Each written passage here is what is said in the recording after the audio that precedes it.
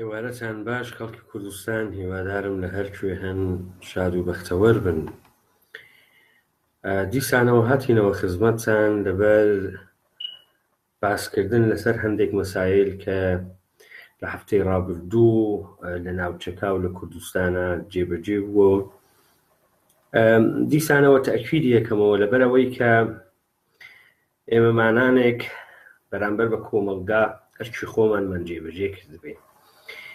بڕوا فەرموون دەرکەوتن وهاتن لە ناوەم سۆشیال میدیانە و قسەکردن لەگەڵ خەڵکە لەبەرەوە نییە کە ئێمە زۆر ئەزانین و خەڵک هیچ نازانین، لەبەرەوەی نییە کە ئێمە شتی تازەمان پێ و خەڵک نایزانین، لەبەرەوەی نییە کە پوڵی پێپەیداکەین یا شۆهرەتی پێپەیداکەین، لەبەرەوەی نییە کە مەحبوبێتی پێپەیداکەین یا ڕەفیق بگرین.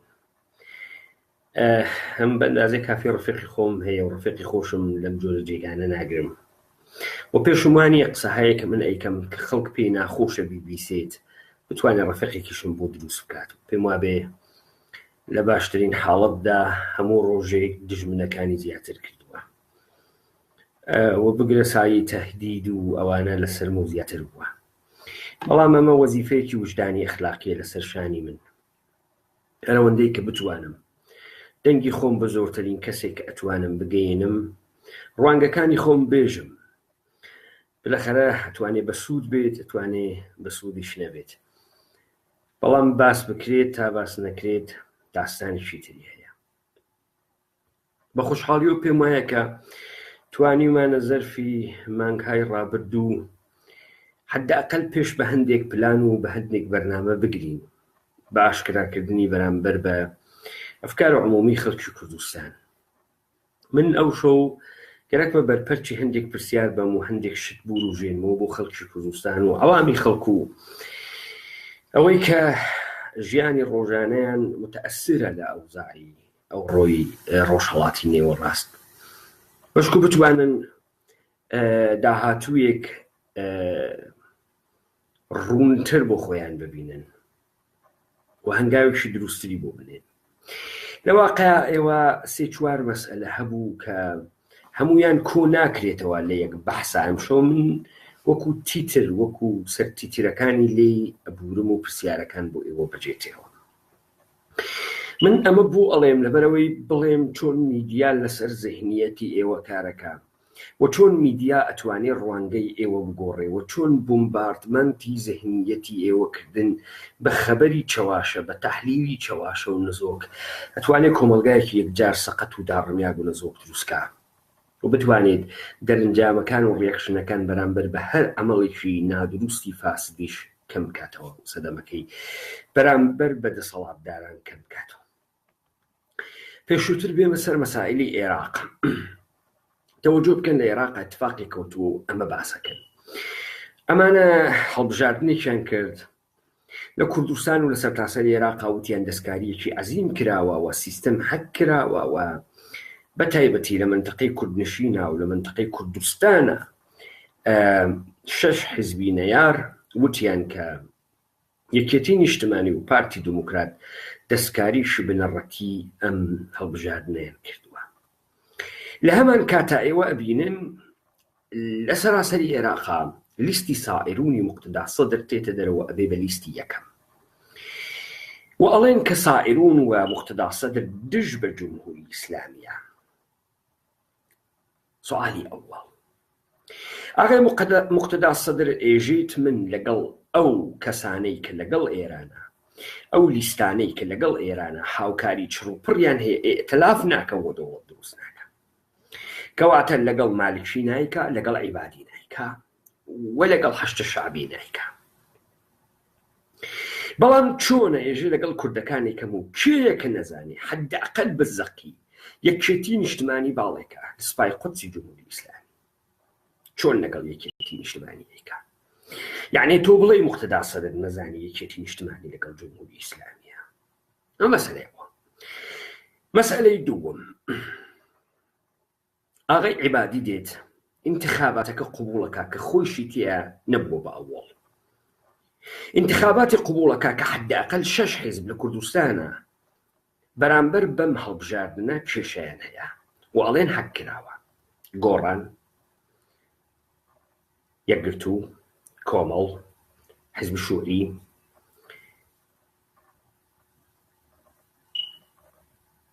و دوی تر. ئاغای عیبادی چۆن ئینتخاباتی پشتڕاست ئەکاتەوە کە تیا تەقەلوب کراوە، و چۆن ئەگەر تەقەلوب کراوە ئەو تەقەلوبێکی نەکرد بە نەفعی خۆی یەکەم دەرچینە موقتەدا سەدر. ئاغای عیبادی چۆن تێت ئینتخاباتی تەئید دەکا کە 6 حیزبی بەناوبانگی ئەو وڵاتە، حەدەئەقەل لە کوردستانە ئێژن حەق کراوە. خودە ئاغای عیبادی گێلە، گەوجە، گەلحۆیە، نادانە چییە کە خۆی ناتوانێت تەقەلوب بکە خۆی ببێ بە یەکەم لە عێراقا، و قبوڵەکە کە موقتەدا سەدر والصائرون لە ئینتخاباتێکی حەق کراوە لیستی یەکەمن. سێ، ئاغای موقتەدا سەدر و لیستەکەی ئێشێ بڕۆن ئێعتلاف بکەن تا بتوانن دەوڵەت تەشکیل بن، تا ئەوەی کە مادەی یعنی مدەی قانونی ئەم دەست دەوڵەتە تەواو بێت و 3 مانگ وەختیان هەیە تا دەوڵەت دروستکەن. ئاغای موقتەدا سەدر و لیستەکەی ئاغای موقتەدا سەدر تازە ئەگەریش دەوڵەت دروستکەن خودە ئاغای موقتەدا سەدر هیچ کارەیە. ئاغای موقتەدا سەدر چۆن ئەتوانێت لەم سەروبەردا بە قاسمی سولەیمانی 8 ساعت وەخت بە بێژێت کالێکم بەغات دەرکە بۆ موقتەدا سەدر چ کارێ؟ نخست وەزیرە، کاردارێکی ڕسمی حکوومەتی عێراقیە، ئێران تەهدیدەکە، قاسمی سولەیمانی تەهدیدەکە. یەکی ئێشێ بێت ئەم درۆ گەورەیە بۆ ئێمە دروست کاتەوە. لەگرا فقط خەڵەتاندنی زەهنیەتی ئینسانە و خەڵکی عادیە، وەگەرنە هیچ شتێکی تریتیان نییە. ئەمە سەبارەت بە مەسایلی عێراق زۆر بەکوتی با بێمەوە سەر مەسایلی ئێران. 2 عەکسم داناوە لەگەڵ گزارشێکە. 2 عەکسەکە حکایەت لەوەیە شیشێن ئوستانداری ئوستانی هورموزگان بەخشنامەی کردووە بە ئیدارات کە ژنان ئوستان و هورموزگان دەبی بە لیباسی ناوچەی بوومی و منتەقەی خۆیان بڕۆنە سەرکار. لە هەمان کاتدا ڕئیسە کۆل ئیدارەیە ئێرشادە ئیسلامی کرماشان ئێژێ ژنان کورد ئەتوانن بە پوششی لەباسە کوردی لە مەدرسە و لە ئیدارات زاهر بوون.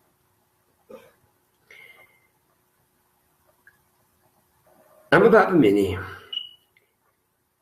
نوێنەرە مەجلسە کازرون خەریکە گزارش ئەدا لەوەی کە لەم ئیتفاقاتە لێی کە لە کازرون کەوتووە دەستی ئیمام جومعەی واتیە و ئیمام جومعە بووگە داوای کردگە دە خەڵک کە کەفەن پۆش بێنە خیابانەوە و تەسمیمات حکوومەتی بگۆڕن، وە لە تارانەوە کەسانێک کە دارای مەسئولیەتە حکوومەتین لە پشتە جەریانە کازرون بووگن.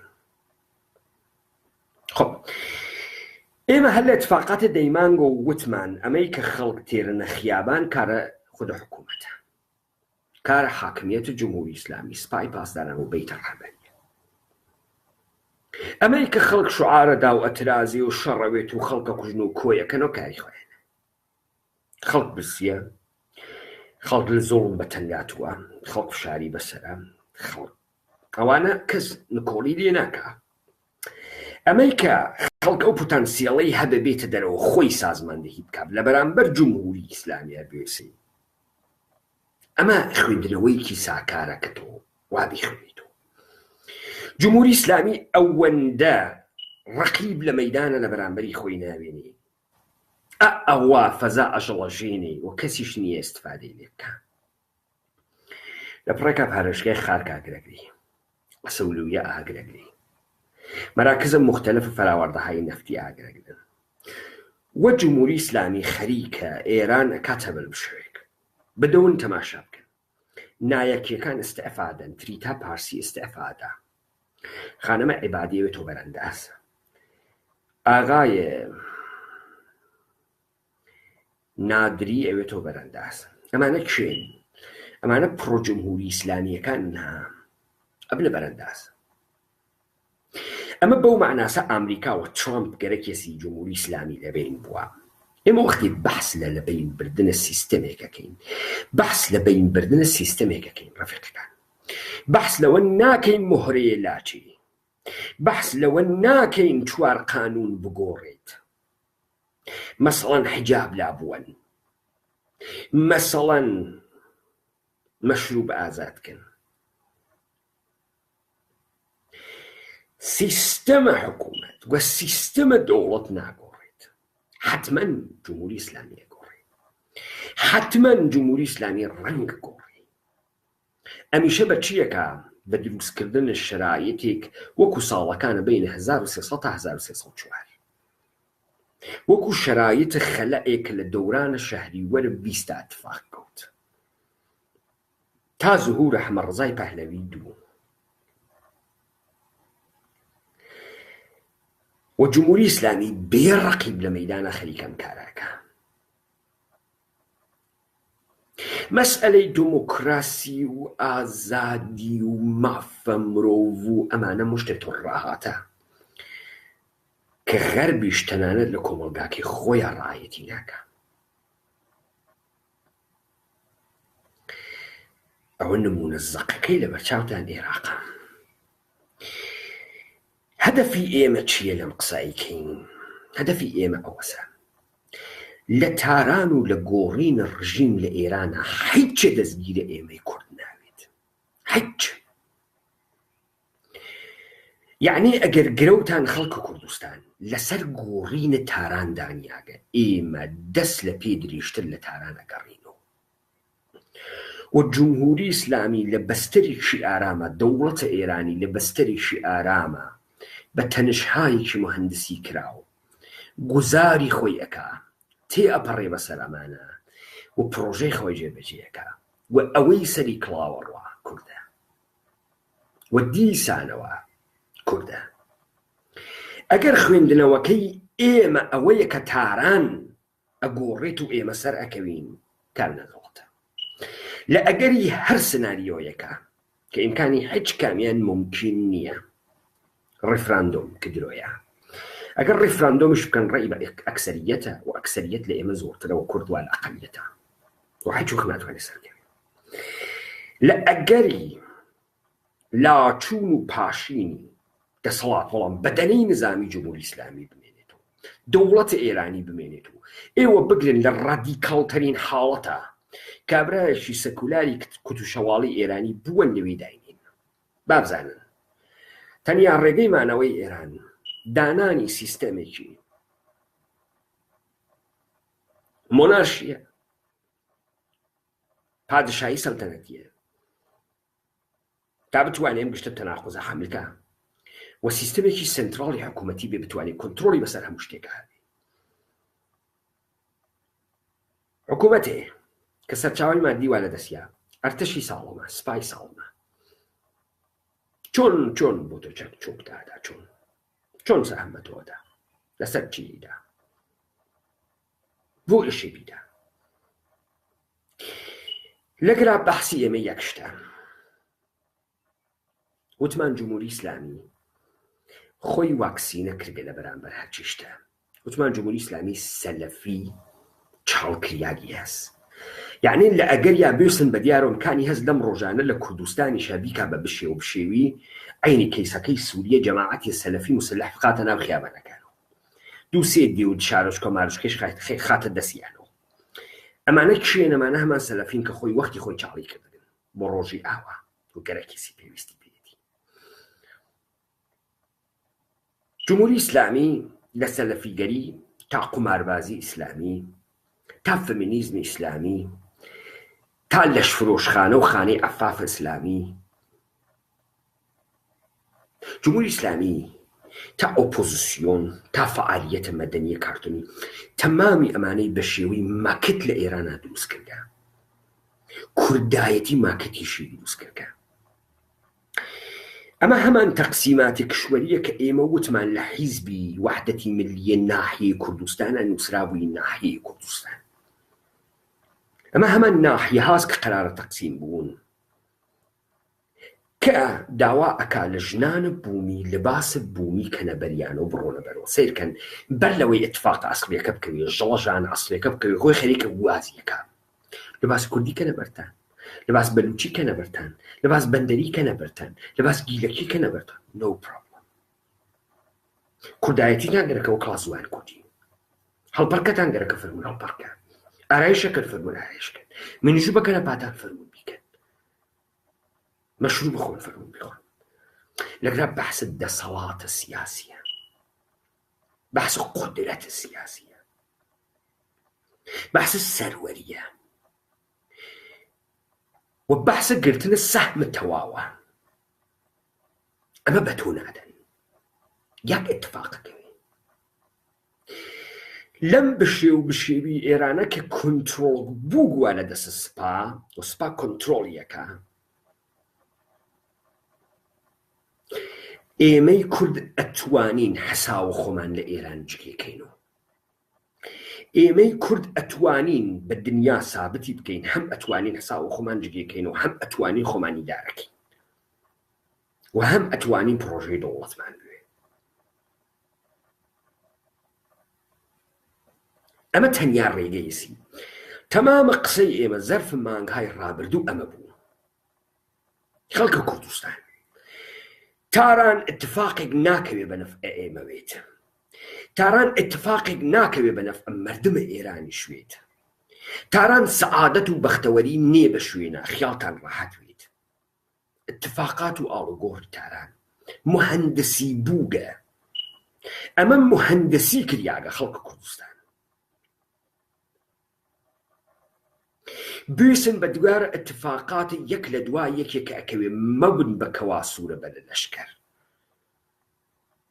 مێنە هەڵقوڵنکە لەبەر زەعف خۆتان پێتان وانە بێ چون خۆتان زەعیفن و گەرەکتانە هیچ بەهایەک نەدەن و هلو بیات و گەلو یەهۆ ئینقلابێ بێت و ئێوە بوونە ساحێ و دەسەڵات ئەم اتفاقە ناکەوێ ئەوەی خەریکە بازیەکە زانێ بۆچی بازیەکە ئەوەی خەریکەم کارانەکە زانێ بۆ ئەیکە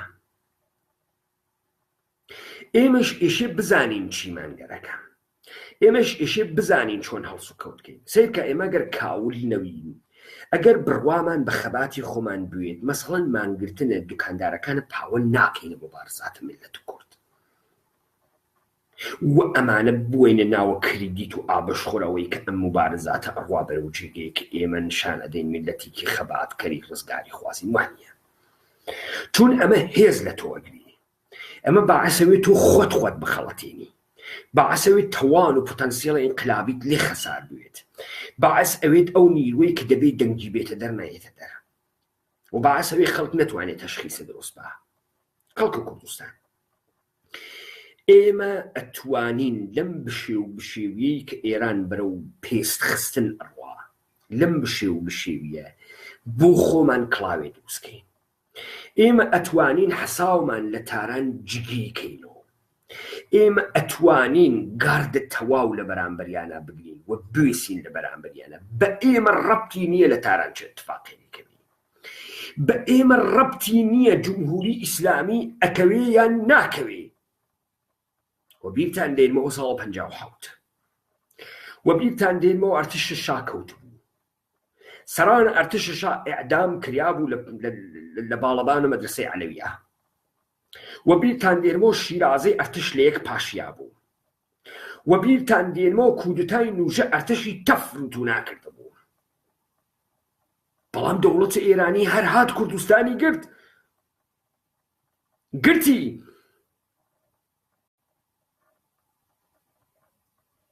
بۆ لەبەر ئەوەی ئەو سەردەمەش خەڵکە کوردستان پێیان وان نەبوو هێزە ئێرانی هێزە داگیرکەرە خەڵکە کوردستان مشتیان بۆ سەربەخۆیی نەگرت بوو خەڵکە کوردستان بە ئیجماع عمومی و دەنگە تەواوە مەردەمە کورد نەڕۆشت بۆ پشتە پرۆسەی دەوڵەت تەغییرات لە تارانە هیچ مەسئلەیەکی تیان نیە بۆ ئێمەی کورد مطمئن بن ئەو ئەحزابەی کە فکرەکەن بە هاوکاریکردن لەگەڵ ئۆپۆزیسیۆنە ئێرانیە، ئۆپۆزیسیۆنە کارتۆنیە قولابیە درۆزنانە کە فکر ئەکەن جمهوری ئیسلامی لاچێ، کە فکرەکەن بە تەوەجۆ بکەن. ئێوە لە خۆتان پرسن مقتدا سەدر بۆ لە عێراق تێتە سەرکار. من ڕەبتێ دەمە پێتان، من نەموت مشتەبای خامنەئی فرە قەوارەی بچووکە ئەشێ مجتەهیدینی شیعە بین حد مشتەبای خامنەئی تا حد ئەو بچووک بوونەوە ئیش دووکانە اجتهاد و مجتهد لەناو شیعە کۆ بکرێتەوە. ئاغای مقتدا سەدریش دقیقەن هەرەو کارەکە لە عێراقا. ئاغای مقتدا سەدر معەمم دقیقەن هەمان پەیکانە بەرقەت بە سیستانی ومرجعية الشيعية النجف لبيتان نشيت ئێوە دەبێت کارکردەکانیان بخوێنەوە. ئەوانەتان کە پێتان وایە لە تاو کاولی خۆتانە جامعی کوردستان سەوقەدەن بەرەوێ یەک شانس تاریخی ڕووی لە ئێمە کردگە، یەک شانس تاریخی خەڵک و کوردستان ڕووی لە ئێمە کردگە و ئێمە توانین بۆ هەتای خۆمان نجات بین، بۆ هەتایە نجات پیاکەین لە نەهامەت و وەیشومە و بەدبەختیمان ناو چوارچێوەی داگیرکراوی لەلایەن دەوڵەتە ئێرانیوە. ئەویش لەناو ئەم سەر و بەندە بشێ و بشێویە ئێمە حەساوە خۆمان لە مابەقی ئێران جێگەکەینەوە. قەرار نییە لە جمهوری ئیسلامی اتفاقکەوێ لە بەرخاتر ئێمە بانەکەوێ، قەرار نییە دەوڵەت بگۆڕێ بانەگۆڕێ. خەڵکی کازروون پەشیمانەوێت و تەزاورات ناکە ئای پشتمبانیکە نائیم نایکا و دەرەک با داپۆسین با لە برسا قەبکەن بەسەر یەکتریان لە ڕقیەوەی کە کورد نەبێ بە دەوڵەت با یەکتر بخۆن. ئێوە وائێژن کورد نابێت دەوای دەوڵەت بکانەوە دا خەڵک لە تارانە تەزاهورات نەکات دێ بەریاندن با خەڵک لە تارانە یەکتر بخوا. ئیستا خەڵک لە تارانە خەریکە لە برسا ئەمرێت و لە تاو زۆڵما هەڵ ئەتەکێت و وەزعی خراوە و نان نییە بیخوا لەبەرەوەی منی کورد نبن بە ساحێوی دەوڵەت ئەو قیام ناکا دەیبانەیکە. دێژێ سرکە ترشە زەرریە و زەرفەسە واتیە تۆ لەبەر خاترێەوەی ماڵی من کاولکەی خۆ ئەتۆپینی لێ خۆ بتۆپینە. ئەم ئیستدلالاتە سەخیفەی کە فەزای سیاسی کوردی گەلەکێسی ئێراقی بە بۆ خەساندنە نیروی ئازادی خوازی لە کوردستانە کارێکی دروستە نیە. تەماشاکەن خەڵکە کوردستان، ئێمە لە دیبەیتەکانە ڕابردووە بەحسم مهندسیە فکرمان کرد، بەڵام تەماممان نەکرد چون پرۆژەی ئێرانە شیک بەحسم مهندسیە فکر و زەهنیەت سازی و پرۆژێک لە غەرب تاقیب کرابوو هات لە ئێرانیش تاقی کریاوە بە شێوەهای جۆرا و جۆر نەزۆکردن و نابودکردن کۆمەڵگا لە بین بردنە کۆمەڵگا. ئێمە ئەمانمانە لە دیبەیتهای ئێران شیکە، لە دیبەیتە ژنانە و مەسئلەی مەسئولیەت و ئەوتەگرتنە، لە دیبەیتە زەهنیەت سازیە کرد. ئامادەی مابەقیە ئیدامە بین. ئێمە تینە سەر دیپاپڵیتکردن جامعی کوردستان و جامعی ئێران بەتایبەتی وە کوردستان بەتایبەتی تر. ئەمریکا تۆ چۆن جەمعیەتێک ئەخەسێنی دەستکاری زاوزەی ئەەکەی بەرەبەرە نابودی ئەەکەی وە بەرەبەرە لێی میلەتێکی کۆیلەی دەستەمۆ دروستەکەی. ئەم کارە لە تەواو دنیا کریاگە ئەکرێت تا بە ئەم دقیقە خەریکن ئەیکەن لە کۆمەلگای غەربیا کریاگە لە ئێرانیشە جێبەجێ بووگە. ئەوانەتان کە تێن باسە زۆباڵەهای هەستەی یەکەن و باسە پەدیدەی حارب لە مەناتقە کوردشین ئەکەن با بزانن ئەمە ئەڕواتە چوارچێوەی ئەگەر ئەمە مەوجودیەتی بوێت ڕاست بێت و بکرێ ئیسباتی بکەیت تازە ئەڕواتە چوارچێوەی دیپاپیلیتکردن جامعی کوردستان، یعنی لە بینبردنە جەمعیەتە کوردستان، هەدەفگرتنە زاوزەی کوردستان. هەدەفکردنە زاوزەی کوردستان بە فەسادە ژن کوردستان اتفاقەکەوێ. فەسادە ژن کوردستان یعنی نابودکردنە وجود ئەم ژنە و لە ژنانەگی دەرهاوردنی. کاکەم پرۆژە لە دنیای غەربا تاقی کریاگەسە و خۆ ئێمە ئەلامەی دەهرنین هەند دۆکومنتراریەکانی هەن لەسەر کۆمەڵگای غەربیە. بڕۆن تەماشایکەن پرۆژەیە ئینجێنیکی پێژن، یعنی ئیسلاح نەژادی، یعنی دەستبردن لە ناوی ژن. وا لە بیرتانە کوڕەکەی پەیمانە عارف گوتی ئێمە ژنە بەرتەرین، خەڵک مەسخەرەیە کرد مودەتی باس خوردی بوو لە ئێرانە.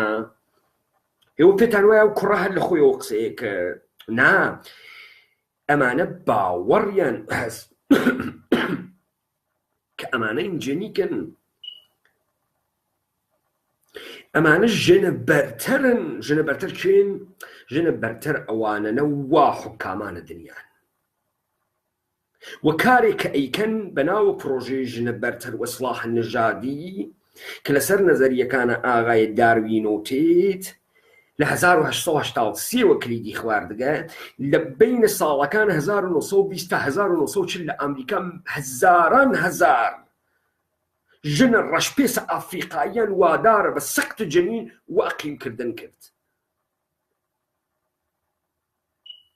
هەر لە ئەمریکا.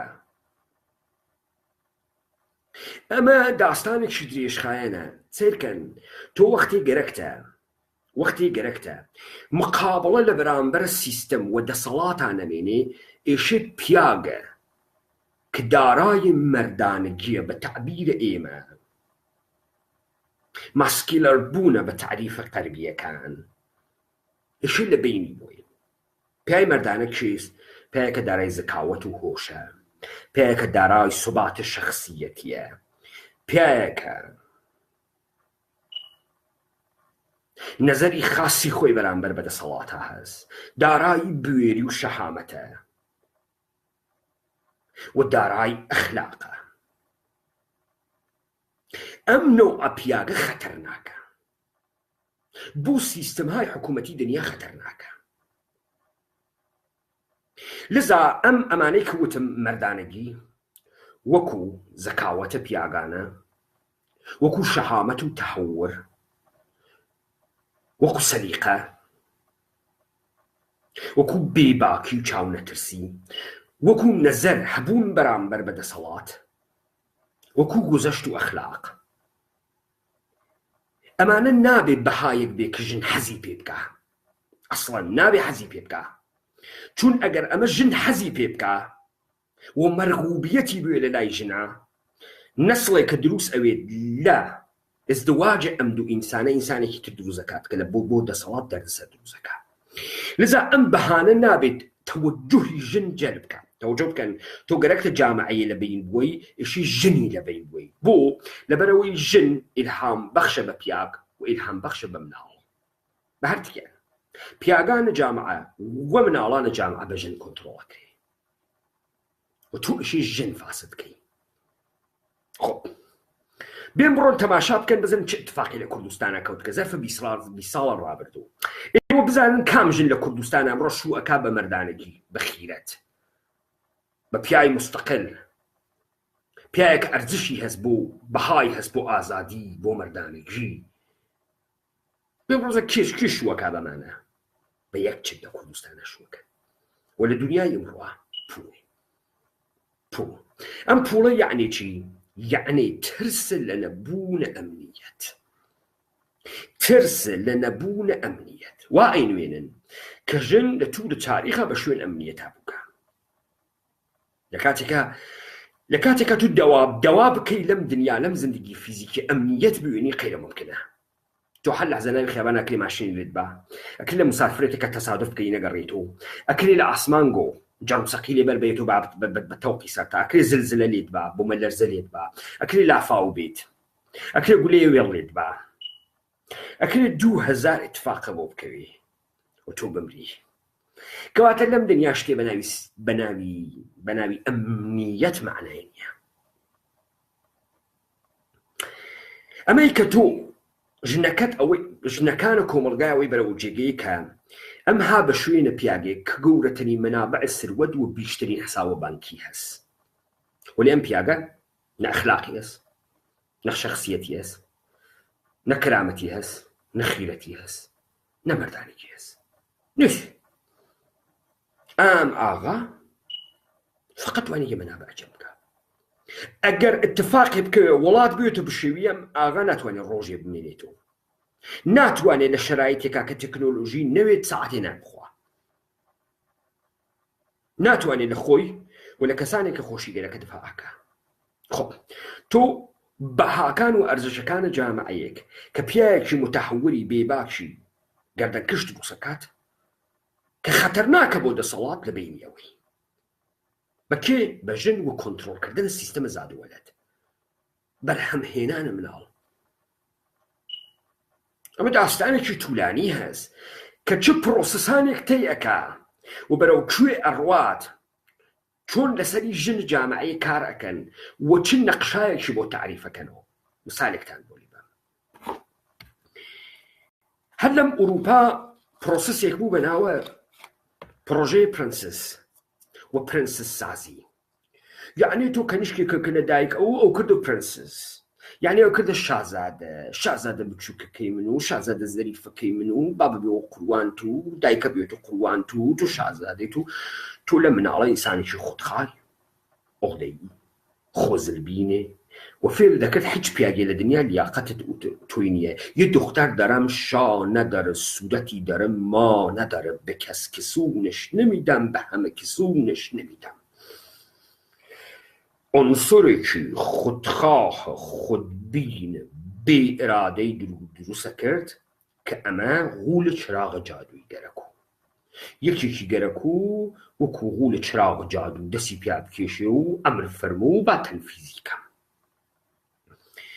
و ئەم خانەمە لە ناو زەهنیا هیچ وەخت پیاگە پەرفکت لە دنیا مەوجود نییە و پیاگە عالیەک لیاقەتە ئەوی بێت مەوجود نییە. ئەم پرۆژە لە دەهەی 1970 لە تەواوە دنیا ستارتی خوارد. لەم ئاخران و زەرفە 20 ساڵە گوزەشتە ئێرانیش ستارتی خوارد و لە کوردستان کلیدی خواردەکە. و ئەم نەسڵە جەدیدەی ڕەنجە سنیە بینە 35 ساڵ تا 14 ساڵ ئەمەنە ئیستا ئەیوێنن. کۆمەڵێ ژنی بێ ئەرزش و بێ بەها. بەها منزورم هەرەو ئەرزشەی تر کوردیەکەوێت و بەها. ئەمە و ئەم مەوجودە ئەنچێکە لە خۆی تعریفی ئەکاتەوە پۆوە و ئەنچێکە لە بەرامبەرەکەیە ئەیوێنێت بەدەنێک و فیزیکیشی پیاگانەس کە مەنابە پووری وا لە ئەختیاریا کە ئەو پێیژی ئەمنیەت. بۆی مهم نییە چۆن ڕەفتارەکە، بۆی مهم نییە ئەخلاقی چیە و بۆی مهم نییە چێس. دەگرا ئەم پیاگە ناوێ خشونەتی بوێت. خشونەت یعنی توندوتیژی. توندوتیژی یعنی چی؟ یعنی ئەم ڕەفتارە پیاگانە کە تۆ هەست. مەسەڵەن ئێژن ئەگەر اشتباه لینکۆن ئابراهام لینکۆن و کێسی تۆ گەرەکتە میزانە شخصیەتە پیاگێ پێی بووی بزانە بۆچی تووڕاوی لەوە پێی ئەو ئەم کاورە چکارەس بۆچی تووڕاوی. لذا تۆ ناوێت تووڕەوی، تۆ ناوی پەرخاشگەروی، تۆ ناوی گاردت بوێت، تۆ ناوی زندگی خەتەرناک هەڵبژێری، تۆ ئیشێ زندگیکی بەردەیی ئارامی درێژی بێدەردەسەر هەڵبژێری. چون وێسیان لەسەر حقوق ئەووەڵیەی ئینسانیت و مەوجودیت بۆ تۆ خەتەر دروست ئەکا و خەتەر بەعاسم مەرگ و ڕیسکە تۆ ئەوێت و تۆ مەرغوب نیەی. کێ مەرغوبە؟ ئینسانێک کە زندگیکی توولانی بێخەتەرەکە. بە کوردی ئێژن حیز و سەڵامەت. قارەمان بوون مهم نییە. نا تۆ نابێ پیاگ بی بەمانای واقعی، تۆ ئیش سەرداخەی فقط بژیت. ئەمە ژن و نمونەی مۆدڵە با ئەرزش ژنە. ئەڕۆینە بەرەو بەرەبەرە چۆن ژن ئەکەن بە پیاگ، پیاگ ئەکەن بە ژن. بەلەمەکەن ئێمە بەمە ئەگەین. پەدیدەی تۆلیدە مثل، پەدیدەی زاوزێکردن لە ناوە ئینسانە کۆنتڕۆڵ ئەکەن. ئەمە پێی ئێژن ئینجێنیک، لە ئەسڵا دیسجێنیکە کاکە، یعنی لە بین بردنە ئینسانە متەهورە، لە بین بردنە ئینسانە تەبیعی بە خصلەتە تەبیعیە و دروستکردنە ئینسانە دەستکردە. ئەمانە بە معنای ئەوەی کە دقیقاً وەسە ئستیعمار بە معنای ئاوەدانکردنەوە بوو، بەڵام ئەڕوین وڵاتە مردمیان داگیرە کرد، مردمیان کاولە کرد. ئەمانیش ئێژن ئینسان ئیسلاحەکەن، ڕاستەکەن ئیسلاحیەکەن، بەڵام ئیسلاحی ناکەن بۆ باشتر بوون، بۆ ئازادی خواستتر بوون، بۆ مرۆڤتر بوون. ئیسلاحیەکەن بۆ دەستەمۆ بوون، بۆ کۆیلەتر بوون، لە بەرامبەری ساحێ و دەسەڵاتانی دنیا سەرخەمکا و دواو نەداتن. با من لەگەڵ ڕووکەمە ژنانی کوردستان تا بزانن نەقش ژنان لە هەموو دنیا و بە تایبەتیش لە کوردستانە چەندە لە خەسەندە لە کۆمەڵگا مؤثر بووگە و ژنان لە ژێر بارە ئەم مەسئولیەتە دەرچووبن و ئیشارەیان پێ نەکردگە. با بزانن طبقەی فەرمانبەر کە معمولاً ئەکسەریەت پیاگن واتە ئەرتەش واتە پۆلیس ئەمانە کەرەستەی دەسەڵاتدارانە دنیان قاڵبەن پیاگن. بەڵام تۆ ناوێنیت لە هیچ کوێی ئەم دنیا و تەنانەت لە کوردستانە من بارها وتم لەسەر شکستەکەی کەرکووک ئێوە نەتاندی یەک ژن باوەشی جێگە خەوەکەی لەشی لە پیاگە پێشمەرگەکەی وا هەڵات و دریخکە. تۆ ناوێنی یەک ژن بۆ خاتری ئەخلاق، بۆ خاتری ئینسانیەت، بۆ خاتری بەها، بۆ خاتری ئەرزش هەڵگەڕێتەوە بە شوەکەی بێژە پۆلیس مەبە، ئەرتەشی مەبە. ئەو حقوقی ئەرتەشی تێرێتی و قوزەڵ قۆرتە من نایخۆم، حرامە من نایخۆم. ئەو پوڵی پێشمەرگەی تفەنگچی بوونەی پارتی حرامە، یەکێتی حرامە من نایخۆم. نا ئەو مادام پارە ئەگاتە دەسی، مادام پارە ئەگاتە دەسی بۆی مهم نییە، مادام ئەگاتە دەسی بۆی مهم نییە. تاریخ سابتی کردووە ئەمە جوزی وجود ژنە، جوزم نازانم سرشت ژنە.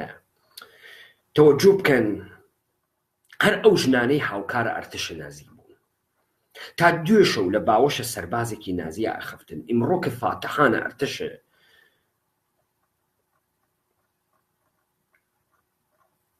ئینگلیس و ئەمریکا و ڕووسیە قاچیان خستە ناو ئاڵمان لە باوەشە سەربازە ئەمریکایی ئاخەفتن.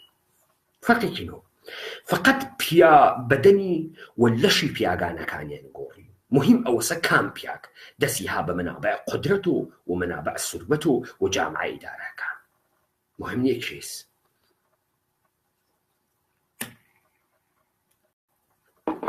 وا لە بیرتانە 2000 ژنی ئیزیدیان دزی داعش، ئێمە سینەی خۆمانمان ئەدەڕی 2 ژنە ئیزیدی نەون 4 داعش بکوژن نەبوون، 4 داعش بکوژن و هەڵبێن.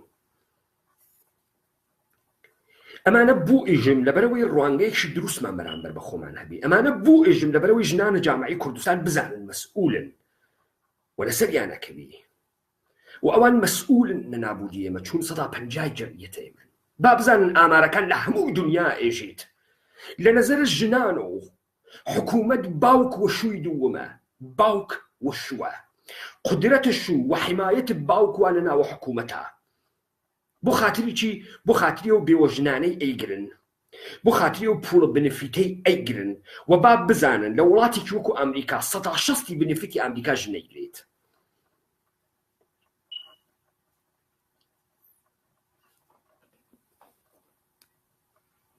با بزانن 154 ئەوانەی دەنگ ئەدەن و لە دەنگدان بەشداریەکەن لە ئەمریکا ژنانن نەپیاکە.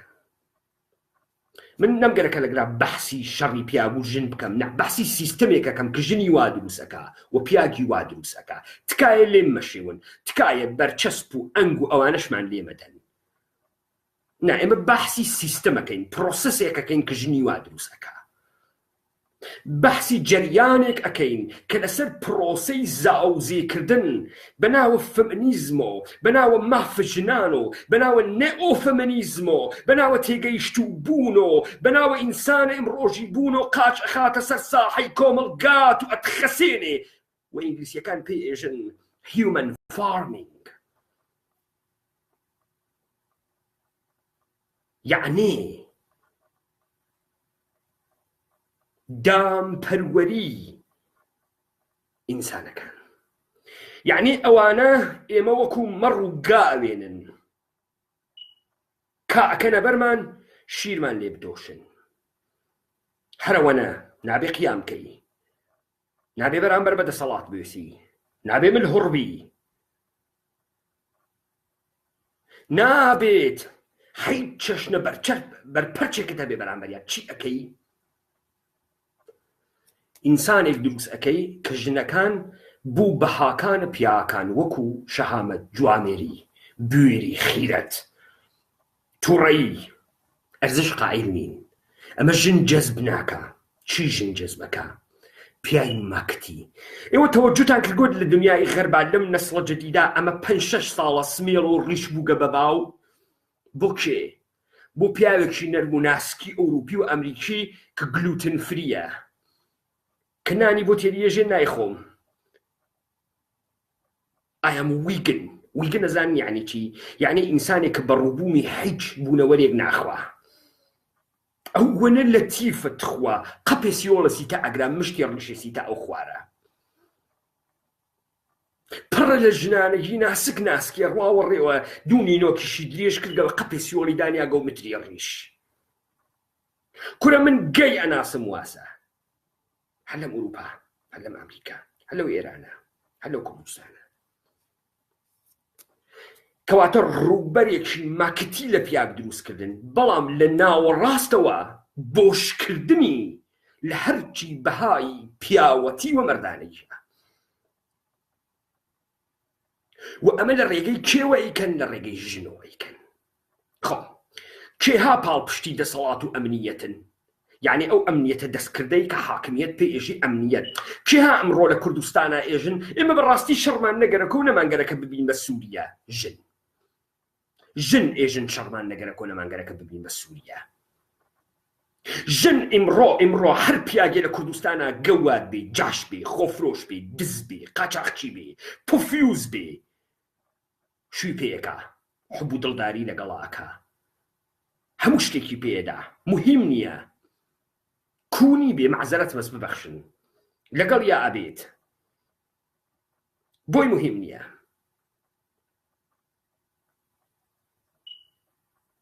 وە کێ وایە کردگە؟ کێ ژنی وای دروست کرد؟ پرۆژەی ئێرانە شیک، مۆوەجەه بوون، ئینسانە مۆدەرنە ئێمڕۆژی بوون، مافی ژنان. کێ ئێستارتەکەی لێدا؟ حکمەتیزم، مەنسوورە حکمەت، سەکسە ئازاد لە کۆمەڵگا. لە بیرتان دێت؟ لە کشەوە کۆمەڵگای کوردستان فاسد بوو؟ بەڕاستی و ئێمە ژنمان هەڵدەسە ناو شۆڕ و شوور و سەرێکە لاوە و پەچەکەت لادە، پەچەت لادە، پەچەت لادە و سەکس بەسە قەزا خواردن و بێرە باوشی و بڕە باوشی و بێرە ئەولا و بچوو. فەمینیزمە جەدید نایژێت ئینسانەکان بێڕەگەز، بێجگەی لە ڕەنگ و پۆس، بێجگەی لە زمان، بێجگەی لە دین، لە مافە سروشتەکانیانە بەرابەرن. ئەمە فەمینیزمی کلاسیکەیژێتی کاملەن دروستە. ئینسانەکان بێ هیچ جیاوازیەک لە مافە سروشتیەکانیان بەرابەرن و ئەمە دروستە و ئێمەش لەگەڵ یاین. بەڵام نێ ئەو فەمینیزمی دنیای ئیمڕۆ ئێژێت. ژن دەقا و دەق پیاوە، بە هەمان شەخسیەت، بە هەمان کارەکتەر پیاوە، هەمان توانایی هەیە، هەمان قودرەتی هەیە و هەمان کارە توانێ بکە. نەتیجەکەی وێت وشی؟ نەتیجەکەی وەسە ژنەوەنە ناوی ئەرتەش، ژنەکەنە پۆلیس، ژنەکەنە میکانیک، ژنەکەنە شۆفر ترەیلی، ژنەکەنە شۆفر ئۆتۆبوس. پەلەمەکەن. ئەم ژنەی کە ئەبێ بە شۆفر ترەیلی و ئەبێ بە ئەرتەشی، ئەگەر مناڵێک ئەزێت ئەم مناڵە هەر دەتەمەنی 4 ساڵگی و حتا تەواوکردنە کالەجی 15,000 ساعت وا لە اختیارە سیستەمە ئامۆزش و پەروەرش دەوڵەتیە. سیستەمە ئامۆزش و پەروەرش دەوڵەتی قوروان تەبدیل ئەوێ بە لەلە، بە کوردی پێژن لەلە، فارسی ئێژن دایە. حکوومەت ئەوێ بە لەلەی ژنان مناڵیان بۆ گەورەکە. وەلی مناڵی گەورەکە کاول لە لەحاظە ئەخلاقیات و کاول لە لەحاظە ڕەفتارە ئینسانیوە، کاول لە لەحاظە بەرخوردە اجتماعیوە. نابودێ مناڵی دروستەکە بێ تاول، بێ شەهامەت، بێ شجاعەت. جا ئێوە تەسەوورکەن بێم بڕۆ خانەوادەهای کورد لە ئەوروپا بوێنن، کاورە زوان نازانێ، ژنەکەیش زوان نازانێ، مناڵەکان لە 4 ساڵەیەوە خەنە مەهد و کودەک تا ئەڕواتە مەدرسە و کوڕەکە فێری ئینگلیسی ئەوێت و کنجەکە فێری ئینگلیسی ئەوێت و کنجکەکە شتێترە و کوڕەکە شتێترە و باوکەکە حۆل حۆلی و ژنەکە حۆل حۆلی و بە قەوڵ خۆیشیان مؤەجبن بە سیستەمە ئەوروپا.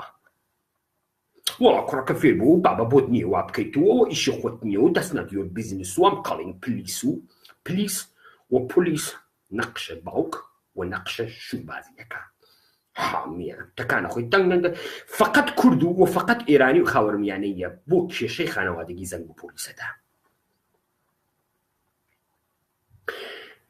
و ئاوا لە دوو نەسڵە ئەوەی کە تۆ ئەیوێنی جارێ نەسڵێ لە تۆ دروست ئەکەن بێ ئێرادە پیاگی متەهەور پیاگی پیاگانە پیاگێک کە تەبیعەت دروستی کردە سرشتی واسە بوونی نامێنی کەس حەزی پێ ناکە کاکە تووڕووی کاکە بە تووڕێی قسە بکەی کاکە بەڕاستی مەرغوب نی و خوای شتەکەم و مؤدەب قسە بکە و ئار بوو لە سبخوو بوو وارە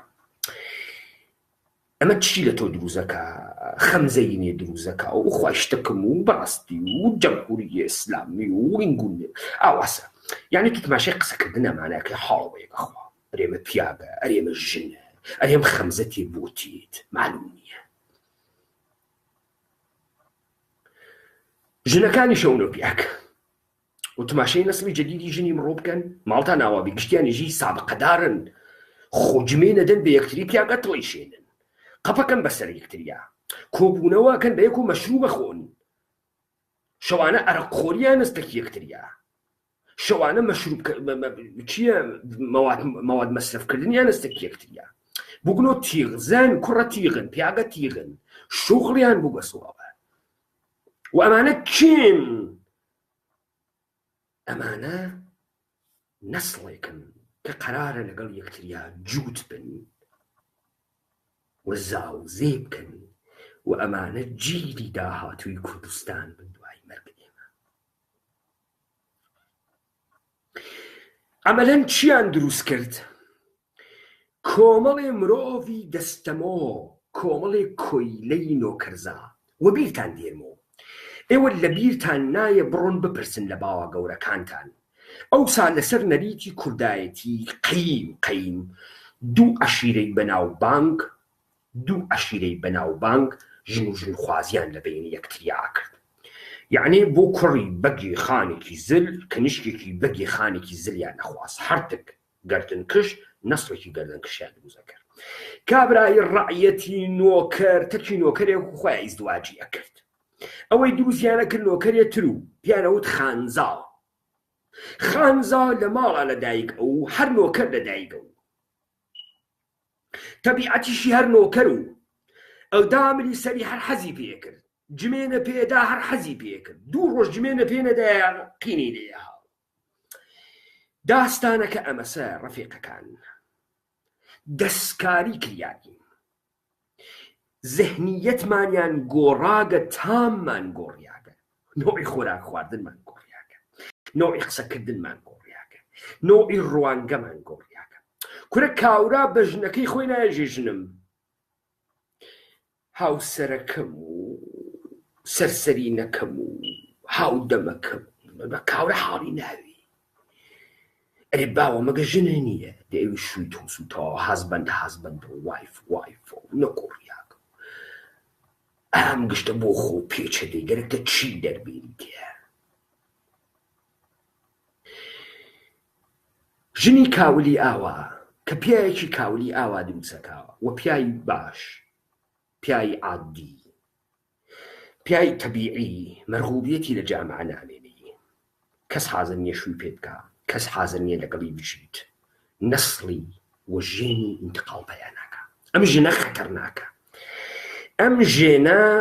ئەم ژێنە نازانم بە کوردی پێچی ێژن هەر جێنەیتە بە ئینگلیسی جێنی پێشن ئەم جێنە ئینتقاڵ پەیان ناکە و نەسڵێکی تری ئاوا پیاگی بوێری بە جەرگ پەیان ناکات و دروست ناکات کە دروستی نەکرد کۆمەلگایشی دەستەمۆی بەردەیە بڕۆن لە هەموو دنیا بگەڕێن ئەوانەی بەشداری بربەرەکانی لە بەرامبەر دەسەڵاتن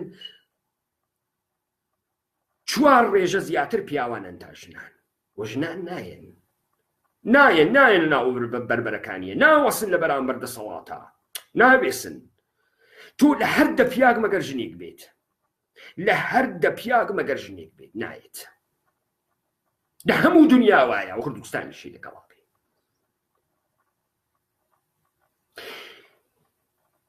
کێ ئەمانەی فاسد کرد گشتمان دەستمان تیا بوو. وتم لە کوردستانە ئێمە حکمەتیستیەکان دەستیان پێ کرد و ئەحزابی کۆمەڵە و دموکراتیش فویان پیا کرد بە ڕوون بە شوێنیە. جمهوری ئیسلامی، نخبە، ڕووناکبیر، مەحسوڵاتە تەلەڤیزیۆنی، مەحسوڵاتە ماهوارەیی کوردستانە ئێرە گشتیان چیان دروست کرد؟ کۆمەڵی ئینسانی بێ ئیرادەی نۆکەرسفەتی کۆیلە دروست کراوە. بابا تعجب مەکەن ئێمڕۆ لە کوردستانە گەواد ئینسان ناجوڵێنێتەوە، بە کاورا بێژی خائین ناجوڵێتەوە، بە کاورا بێژی دز ناجوڵێتەوە، بە کاورا بێژی جەردە ناجوڵێتەوە، بە کاورا بێژی جاش ناجوڵێتەوە. ئەنی خیاڵیە خۆی تکەی و بەڕاستی و پارەکەیە پارە موجود سیارە چ دەخۆڕی و حسی و بانکی تەیە و چ دەخۆی و سەفەر دەکەی و سەفەر ناکەی. بۆی مهم نییە مەواد فرۆشی بێشەرەفی گەوادی خوێڕی هەرچی هەیە دەبێت لە بەرامبەر حاکمیەتان نۆکەربی سەرداخەی نەجوڵەی قسەی زل نەکەی، نابێ قسەی زل بکەی، نابێ بترازی، نابێ پیاکبی، نابێت بیت نامەرغوبی حەملەت پێکەن و دووەکەوتک و وەحشی بەڕاستی تۆ نامۆتەمەدن تۆ متەمەدن تۆ حاڵیتە چی بخۆمیاگە ڕۆوە. خۆ ئێمە ئەمانمانە کەشف نەکردگە بابە گیانە ئەمە لە کۆمەلگای غەربیا کەشف کردیاگە دەمێکە کەشف کردیاگە دەمێکە لەم کۆمەلگای غەربیە ئینسانی ئازادی خواز هەن لە بەرامبەرم سیستمەم دەسەڵاتە وێسیاگن، لە بەرامبەری کۆمەلگای غەربیا ئینسانی بوێر وێسیاگە و ئێژێوە حەقتان نییە ئێمە بکەن بە مەڕووماڵات، حەقتان نیە لە ڕێگەی خواردنەوە، لە ڕێگەی هەواوە، لە ڕێگەی نان و لە ڕێگەی ئاو خەریکن ئەمان خەسێنن، دەستکاری هۆرمۆنەکانمانەکەن، تەستۆستێرۆنەکانمان دەستکاریەکەن، پیاوەکەن بە ژنەکەن بە پیاو.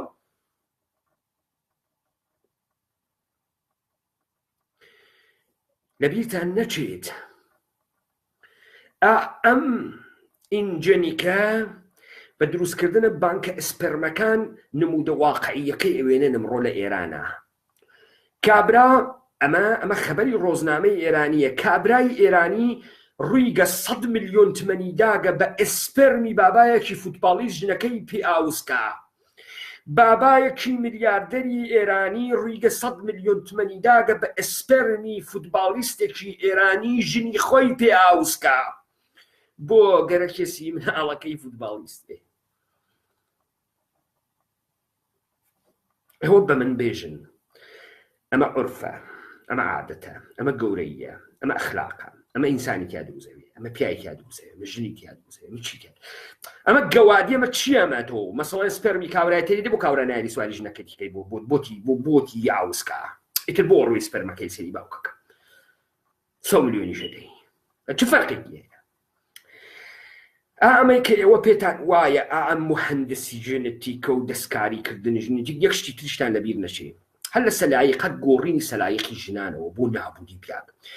ئەمڕۆ بڕۆنە سوراغی ژنی کورد، بڕۆنە سوراغی ژنی ئێرانی، حەزیان لە پیای باڵا بەرزە و بەڕاستی و حەزمان لە پیای باڵا بەرزە و پیاشی باڵای بەرزوی چەند 1.80 بەرەو سەر. وەڵا حەزمان لە پیایی 1.80 بەرەو سەر. کەس نییە پرسێ بێژە بوو برا پیای بە باڵا بەرز مەهارەتی زیاترە، شەخسیەتی زیاترە، بە جسارەتترە، بە جورئەتترە، بوو حەزە لە پیای باڵا بەرزە. ئللا ئەوەی کە حەستەکە فکرەکە پیای باڵا بەرز دەسەڵاتدارترە، زۆرمەندترە، بە قودرەتترە. کوێ داستانەکە ئەوەنە گڵاوە ژنی باڵا بەرز قینی تێ ژنی باڵا کورد شوو ئەکا بە پیای باڵا بەرز و بەڕاستی و تف لە شکلی و ئەو پیاگە باڵا بەرزە بۆ ڕیگە و باڵا کورتە ناشیرینەی خواستکەوەنی پیکنیکێکە و بۆ ئەی خوازێت و فکرەکەمە سەهمی ئەوە پیا باڵا بەرزە سەهمی ئەوە ئەم ژنە باڵا کورتە بردیگێسی. هەرواکە فکر ئەکەن کە پیاگەشی باڵای بەرزوی خۆشیان فکرەکەن ئەگە خۆیان باڵایان بەرزوی پیا بووی مهمە. ئێوە بێ بڕۆن سەیرێک بن لەم دایتینگ سایتانەی ناو ئوروپا و ئەمریکا بڕۆن سەیریەکەن ژنەکان معمولەن باڵای خۆیانیان نووساکە. لە کاتێکا من حازرم گرەوتان تەکا بکەم لە 200 پیاک بپرسن یەک پیاک باڵای ژنی بەلاوە مهم نییە، بەلایە مهم نییە، ئەرێ بەرزی کورتی ئەرێ تخواوە چەندێکە سایزە تخوا باڵا چەند سانتیمترە دێ ئەگەر باڵا مەسەڵەن 1.6 حەزە پێ ناکەم و باڵا 1.7 حەزە پێ ناکەم و کێ ئەمەی خستکە سەناوی زەهنی ژن مۆدلهایەک کە بۆ پیاگە پەرفکت بۆی تعریفەکەنەوە بۆ پیاگە پەرفکت بۆی تعریفەکەنەوە ئێوە ئەزانن سەتاچەنی جەمعیەتی کوڕەی زەمین باڵای لە 1.8 سەرترە ئێوە ئەزانن لە کاتێکا کە ئەکسەری ژنەکان حەز بە پیاەکەکەن باڵای لە 180 زیاتر وێ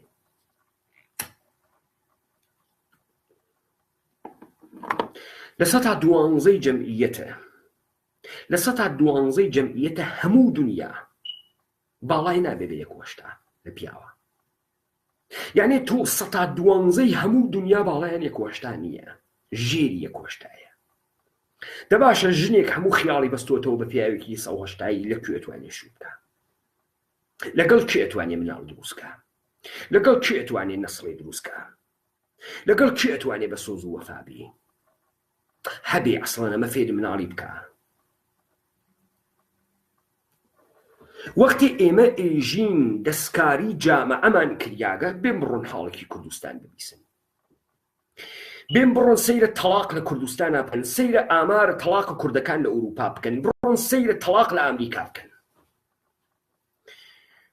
لە تەواو مەواردە تەلاق لە ئەمریکا 195 ئەوانەی کە تەلاق ئەسێنن ژنن لە پیاکەن 195 ئەوانەی کە تەلاق ئەسێنن وە تەقازای تەلاقەکەن ژن بۆ لەبەرە ئەوەی پیاگە پرفکتەکە و پیاگە عالیەکە و شەحزادەی ڕۆیاکەیان نەدۆزی دەسەوە ئەمە ئەوە نییە ئەمە ئەوە نییە لە ئێرانی شاواسەها لە کوردستانی شاواسەها لە کوردستانی شاواسە پەیدا ناکەن ئەو پیاگە پرفکتەی سواری ئەسپی سپی و یورتمە بڕوا و بێتە بەردەمت و هەڵەگرێت و حساب بانکیەکەی ڕقم لەسەر ڕقم بێ پێیان ناوێت لەذا ئەوەی لە دنیای ئەمڕۆ ماگەسەوە ئەوەی لە کوردستانی ئێمە ئەمڕۆ ئەیوێنین بێتاریفێکی مطلق ئینسانێکی بێمۆراڵی دەستکاری کراوە و پێشی وایە حاڵیەتی پێشی وایە زۆر تێگەیشتووە پێشی وایە فێری قسە بووە نازانێت تەواوی ئەو قسانەی کە کراوەتە ناو مێشکی مهندسی کراو بوون بە نیەتۆ کراگە سەناوی و مەغزی و دەلیلی بوو کریاگە سەناوی مەغزی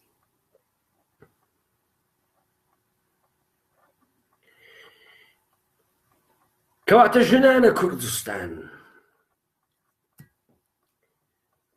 نەقشە ئێوە لە فەسادە جامعەی کوردستانەوە کارێکە لەسەرتان کریا فرە زیاتر بوو ژنانە کوردستان ئەوەی کە قیامە سەراسەری لە کوردستانە ناکەوێتە ڕێک دەلیلی ئێوەن کە بەلاتان و هیچ بەهایەکی ئینسانی ئەرزشی نەماگە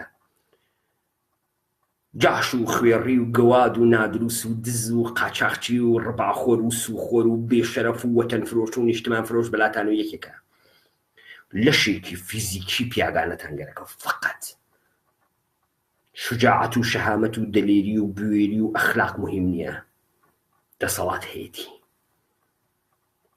پۆلیس هەیەتی نابێت کۆمەلگا بشێوی نابێ بشێوی ئەم نەزمە بشێت و خراوەی وازیەتە ژنانەی بە تەمام مەعنا کە نە گەرەکی بێ فەرمان بەسەری کەسێکا بڕانێ نە کەسێک فەرمانی بەسەرەوە بدا ژنێکی بە تەمام مەعنا وەکو کڵە ژنەکانە کورد ئەوسا ئێمەمان ناسی ئەگەر لەگەڵ پیاەکی با شەهامەتی بە جورئەتی مەردانەی جوامێرە جووت بێت مناڵێ دروستکە خەتەرناکە بۆ سیستەمی جیهانی خەتەرناکە بۆ سیستەمی ناوچەیی خەتەرناکە بەکەڵ نایێت ئەمە ئینسانی تووڕەیە ئەگەر لە بیرتان بێ ئێمە لە دیبەیتەکانە بارها وتمان ئەمە شوعارمان بوو وەرن با تووڕەییەکانمان یەکگرێ کێشەی ئێمە ئەوەسە خوێندنەوەمان نییە بەرامبەر بە کۆمەڵگای غەربی کێشەی ئێمە ئەمەسە متونە غەربی ناخوێنینەوە، کێشەی ئێمە ئەمەسە هەموو شتێ لە زاهیرەکە ئابینین، پێشمان وایە بە دانشگاڕین کار تەواو بووگە. کێشەی ئێمە ئەوسە متونە خارج، ئەوانەی کە ساحبی علمی ئەسڵین نایەن دۆزینەوە، نایەن خوێنینەوە، نازان.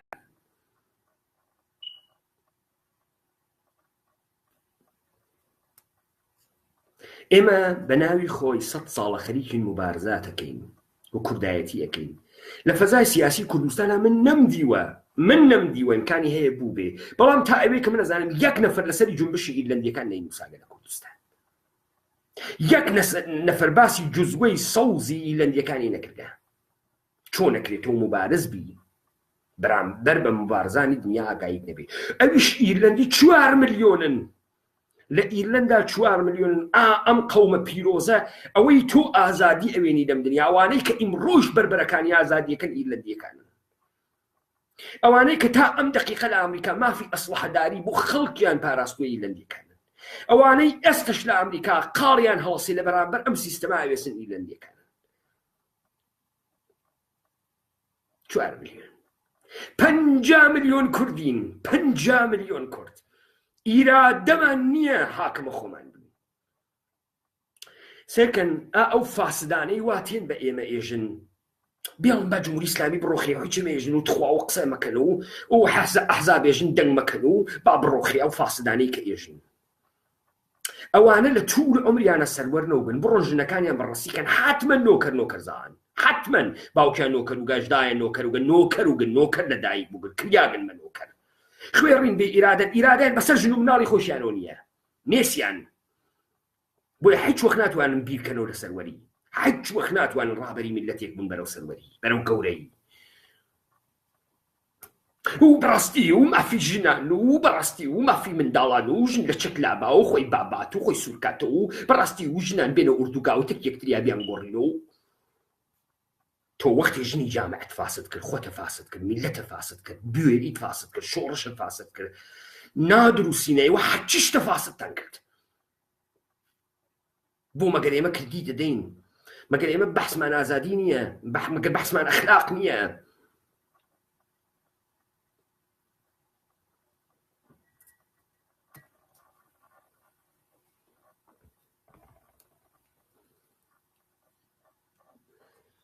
بەم باسانە وایان بە ئێمە کردووە کە بووین بە میلەتێکی خەسێنراو، بووین بە میلەتێک ئیرادەمان لە بەرامبەر هیچان نەماوە. دیپاپولیتکردنە کوردستان ئەمەسە مهم نییە ببین بە 100 ملیۆنیش، ئەسڵەن مهم نییە ببین بە 200 ملیۆنیش.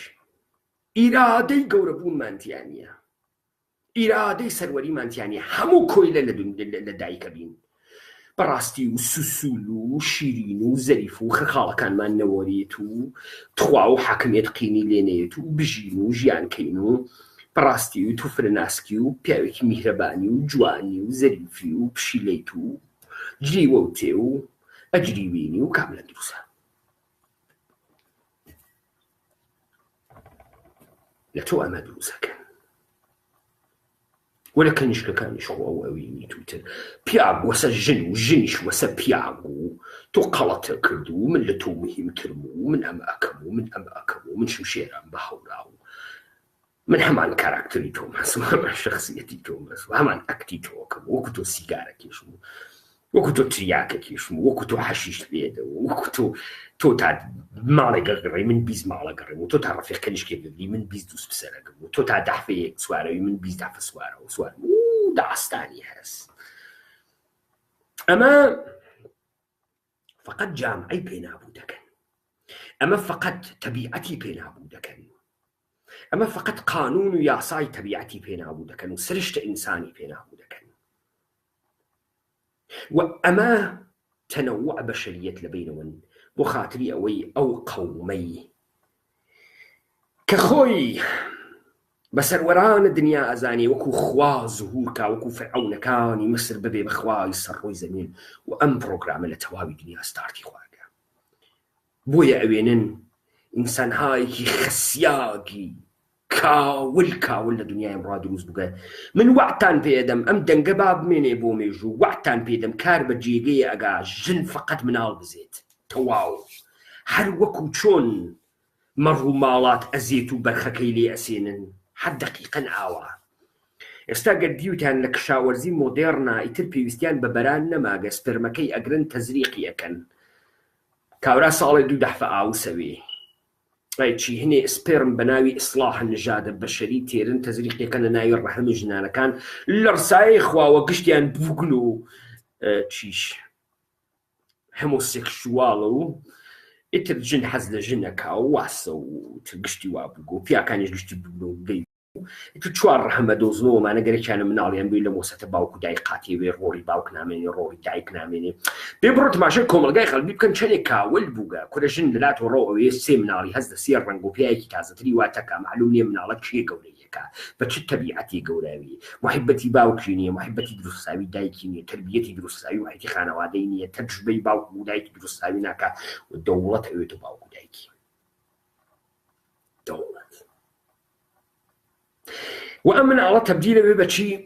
تەبدیل ئەوێ بە نۆکەری دەوڵەت، تەبدیل ئەوێ بە نۆکەری ساحبانە قودرەت. وەلی لەبیرتان نەچێ ساحبانە قودرەت خۆیان خانەوادەیان هەست، ساحبانە قودرەت خۆیان ئەڕۆن شجاعون و ێژێژنێکی شجاعیش بێنن لەبەرەوەی نەسڵێکی شجاع دروستکا بەڵکو بتوانێت ساحەوی ئەم مەردمە بکە و سواری ئەم مەردمە بوێت. کێ ئێشە خوێڕیوێت؟ ئزدواج ئەمرێکی لوکسی شیکە، هەنە مەردمە عادی نییە. ئەمما کوڕەزای مەلەکەی بریتانیا 32 ملیۆن پۆند خەرجی زەماوەنەکەی خۆیەکە، 50,000 پۆند فقط خەرجی کەیکەکەیەکە، 250,000 پۆند فقط خەرجی خۆراکی نەهارەکەی نیوەڕۆیەکە. زدواج ئەمریکی ئەشرافیە خۆینی گشت کەسێ نییە. تۆ بڕۆ زدواجە سفیدکە خوێڕی، تۆ بڕۆ پارتنەر بۆ خۆت گرە، تۆ بڕۆ بۆ خۆت پارتنەر گرە، هەنی تۆ نییە. تۆ بڕۆ هەرشۆ لە باوەش یەکێکی ترە ئاوس بە one night stand sex بڕاستی و سکس وەسە قەزا خواردن و وەرە با پێکەوە جوود بین و قەیناکە و لا کۆڵان و بنبەرد و ئنجی و تەکارێکی نییە. گەرەک تو کۆمەڵگا فاسدکەی، پیاو و ژن و مناڵ فاسدکەی، ژنی فاسدکە فاسدی کە. ئەمە لە کۆمەلگای غەرب جواوی داگەسەوە، ئەمە لە ئیستیعمارە جواوی داگەسەوە. بین بڕۆن بزانن فەڕەنساویەکان چیان کرد بە ژنی ئەلجەزایری، بین بڕۆ بزانن چیان پێکردن. دەقیقەن ئەو کارەیان بە ئێمە کرد، بە فارسی قسەکردن، بە لوت عەمەڵکردن، بە لێوباکردن، بە مەمک سیلیکۆنکردن، بە باسەن سیلیکۆنکردن، بە لێو پرۆتستکردن. ژن ئەوێنەی ژی مراویە و معلوم نییە چی هەموو گیانی ئازای گیانی پەمپ کراوە، هەچیش نازانی. کاری بووە بەمەی شەو و ڕۆژ فڵق ئەکسێ لە خۆی بگرێ بیخاتە سۆشیال میدیا و جوانم هاوڕێیان و جارە 3 ساڵ نەفەر بێژێ فڵق لایک جوانی و کۆمەڵگای لێمەینێت و مەسەڵ ئەمەوێت دایکی خاس، ئەمەوێتە هاوسەرێ خاس، ئەمە ئەسەن دەریافتێکی هەست لەوەی کە پیاک چییە و چ پیاگێک ئەمە ئەتراکتەکە جەزبەکە بەخۆی.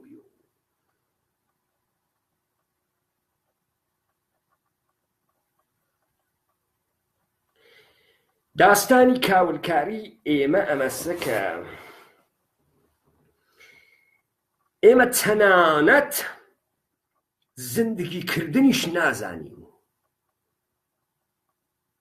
من ئەو دەحفە وتم گۆرانیەکی لە ڕەفابیەنم هاوردەوە کردم بە دیبیت، هەیە بڕۆن سەیریکەن، دیبیت یەکی جومش عێزەت و کەرامەت.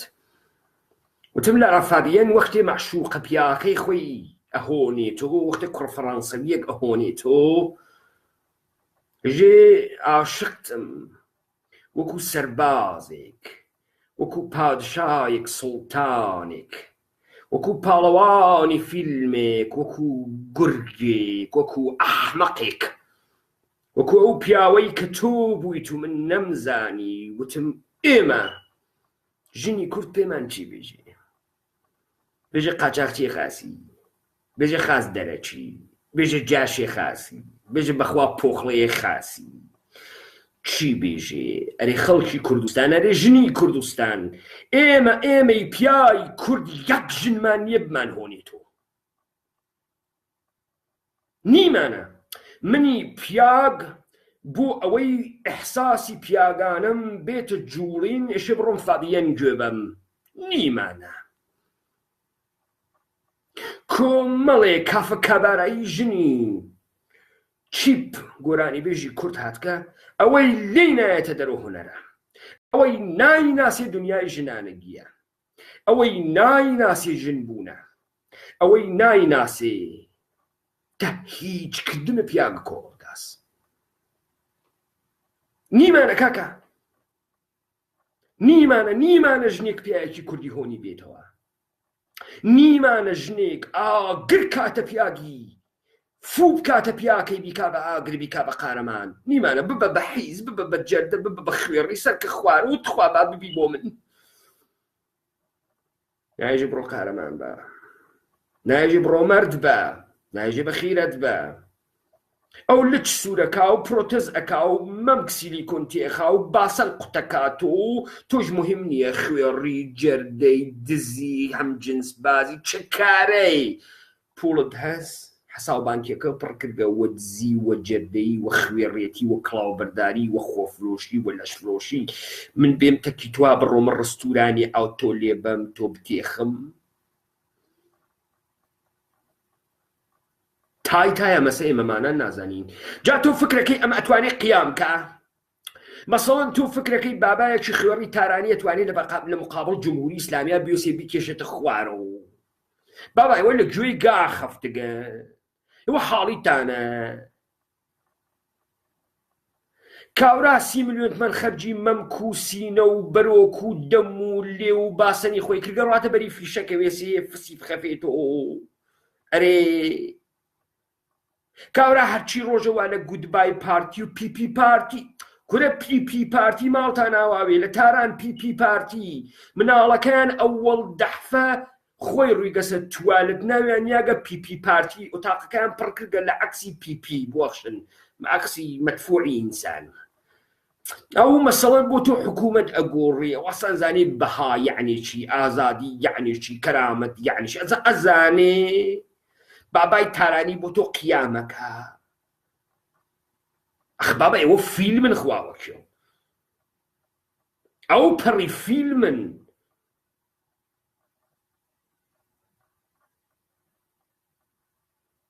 ئەم مەردمە خەسیاگ ئەم مەردمە دەستکاری بگە جمهوری ئیسلامی خیاڵی ڕاحەتە ئەمێنێتۆ کوردستان من ئومیدم هەز نەسڵێ ماگە لە کوردستانە نەسڵی ئێمە و تۆزێ دواتر لە ئێمە و تۆزێ پێشتر لە ئێمە هەنووز ماگە نەمردگە من ئومید دەکەم ئەم نەسڵە بتوانێتەکان خوا لەبەرەوە ئێمە تەربیەتی پیاقیمەکان و ژنە قیمەکانی کوردین تا بەر لە مەیلەمە کاولتر بێ ئێمە ئاخرین نەسڵی نەتوانین مقاومەت بکەین ئاخرین نەسڵین دەنا فەوتیاین هەتایە فەوتاین ومن فقط ئومید دەکەم ئەم نەسڵە بتوانێ کارێکە و ئەم جیلە لەم بورهەی زەمانیە بتوانێ کارێکە تەکانێ بخۆی بە و بتوانێت دەرسێک بگرێت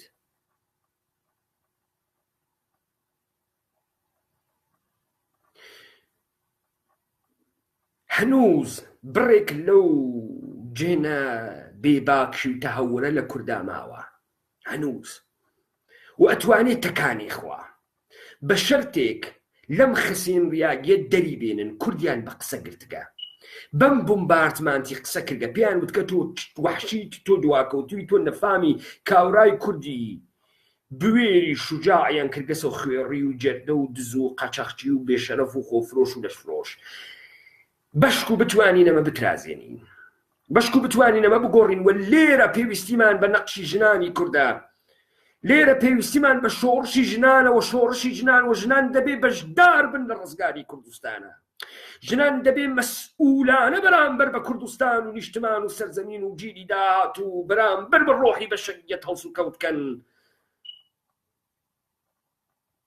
و ژنانی کورد دەبێ بێنە مەیدانەوە بەرامبەر بەوەی کە بتوانن پیاگێکی کوردی قارەمان دروستکەن.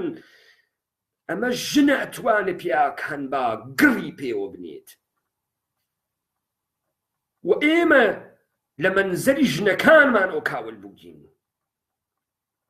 با هەموو ژنەکانە کوردستان بزانن ئەم مەسئولیەتە تاریخیە لەسەر شانە ئێوە کەوتگە، و ئەم مەسئولیەتە تاریخیە ئەبێ ئێوە جێبەجێ بکەن،